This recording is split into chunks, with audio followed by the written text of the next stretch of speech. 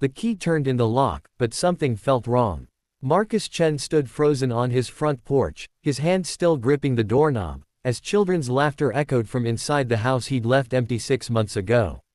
His deployment overseas had been extended twice, and coming home to Texas should have meant silence, dust, and the familiar scent of cedar. Instead, warm light spilled from the windows, and the unmistakable aroma of home cooking drifted through the crack in the door. His heart hammered as he pushed it open slowly, every instinct from his military training firing at once. But nothing could have prepared him for what he found. In his living room, a woman in her early 30s sat on his couch, reading a story to 2 small children curled against her sides. The little girl, maybe 5 years old, had her thumb in her mouth. The boy, perhaps 7, clutched a stuffed dinosaur that had seen better days. All 3 looked up simultaneously, and the book tumbled from the woman's hands. The color drained from her face. "Oh God," she whispered, pulling the children closer. "Please, I can explain."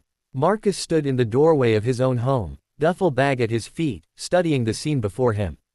The house looked better than when he'd left it. Cleaner. More lived in. A child's drawing hung on his refrigerator, visible through the kitchen doorway. His furniture had been rearranged, but carefully, with a woman's touch that made the space feel warm rather than just functional. "I'm Marcus Chen," he said finally, his voice steadier than he felt. "I own this house." The woman stood, positioning herself between him and the children. Despite her obvious fear, there was a fierce protectiveness in her stance that Marcus recognized. He'd seen it in the faces of mothers in war zones, that primal determination to shield their young at any cost. "I'm Sarah Mitchell," she said, her voice shaking. "I know this looks terrible.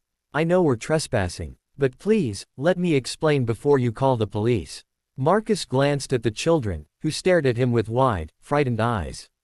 The little girl had started to cry silently, tears rolling down her cheeks. Something in his chest twisted. He set down his duffel bag and held up his hands in a gesture of peace. "I'm not calling anyone yet," he said. "But you need to tell me what's going on. Now." Sarah's story came out in a rush. Her husband, a construction worker, had died in an accident 8 months ago. The life insurance they thought they had turned out to be expired, a paperwork error he'd never caught. She'd burned through their savings on funeral costs and fell behind on rent. With 2 kids and a part-time job at a diner, she couldn't catch up. They'd been evicted. "We were living in our car," she said, her voice breaking. "For 3 weeks. I'd drive to different parking lots each night, trying to keep the kids safe, trying to make it seem like an adventure.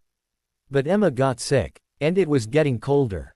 She'd found his house by accident," she explained. Driving through the neighborhood, looking for a safe place to park for the night, she'd noticed the newspapers piling up, the grass growing too long. She'd asked around and learned the owner was deployed overseas. The lock on the back door was broken, probably from an earlier break-in attempt. "I know it was wrong," Sarah said, tears streaming down her face now. "I know it was stealing. But I was desperate. I thought maybe we could stay just until I got enough money together for a deposit on an apartment. I've been saving every penny. I fixed the lock. I've been taking care of everything. I swear we haven't damaged anything." Marcus looked around again, seeing the space through new eyes. The repairs she'd mentioned were evident now. Not just the lock, but the loose board on the porch he'd meant to fix, the dripping faucet in the kitchen. She'd even weeded the garden his late mother had planted before she passed. "How long?" he asked. 2 months, Sarah whispered. "I'm sorry. I'm so sorry." The little boy, Jake, spoke up suddenly. "Are you going to arrest my mom?" His voice was small but defiant. "Because if you are, you have to arrest me too. I helped. I carried boxes." Marcus felt something crack open inside him. He thought of his own mother, who'd raised him alone after his father left. He thought of the families he'd seen overseas, displaced by conflict, doing whatever it took to survive. He thought of the empty house he'd been dreading coming home to, and how it had somehow become a home again in his absence. "What's your plan?" he asked Sarah. "You said you're saving money." She nodded quickly, desperately. "Yes. I've got almost $800 now. I've been working double shifts when I can find them.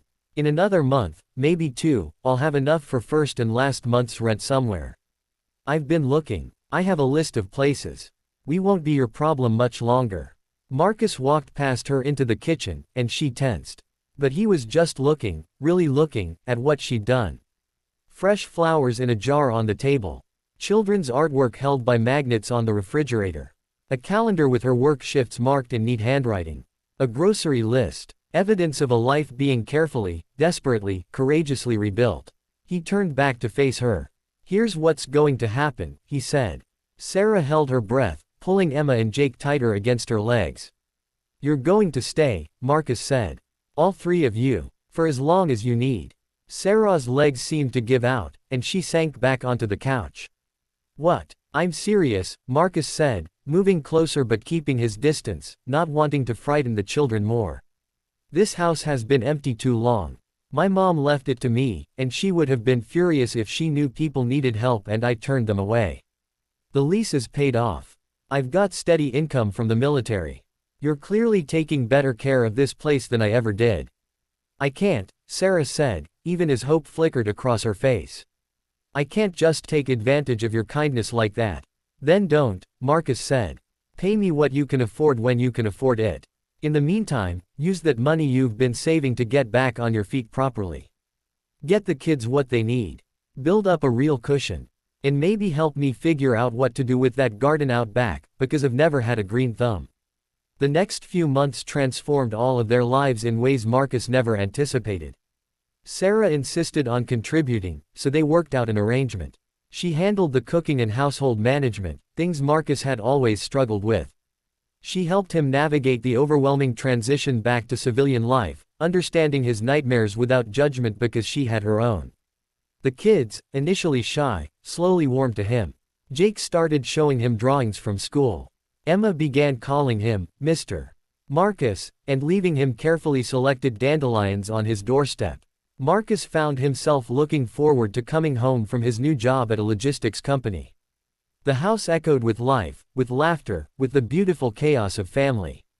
He taught Jake to throw a football. He learned to braid Emma's hair from YouTube videos, much to Sarah's amusement. They became something unexpected, something none of them could have imagined, a family forged not by blood or marriage but by circumstance and choice. When Sarah finally secured a full-time position with benefits at a local hospital, they sat down to talk about the future. She'd saved enough now for her own place, had even put in applications for apartments. But as she laid out her plans, Marcus saw the hesitation in her eyes, the sadness that mirrored his own feelings. "Or," he said carefully, "you could stay. Permanently. Not as tenants, but as family. This house is too big for one person anyway. And I think we're better together than apart."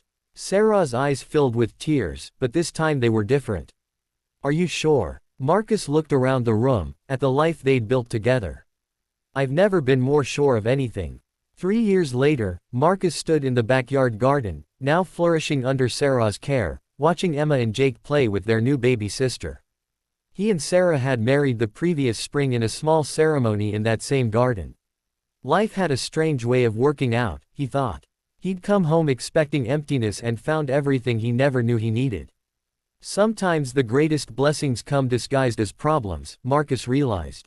Sometimes coming home means finding people who were never supposed to be there but who become exactly where they belong.